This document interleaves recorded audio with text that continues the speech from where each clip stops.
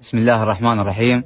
إني المتهم بقتل الشيخ أبو لؤي العتابي أرشد عوي الشمران، أقسم بالله العلي العظيم إني بريء من قتل الشيخ جميل العتابي براءة الذئب من دم يوسف. أخوان، أريد أوضح لكم القضية بالكامل من البداية حتى النهاية.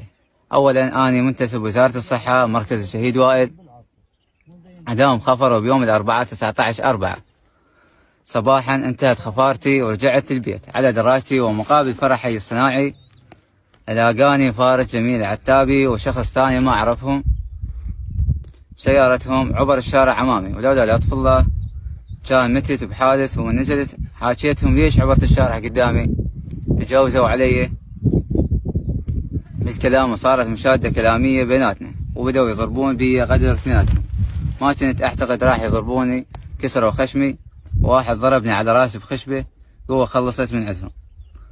ومساعدة بعض الناس القريبين.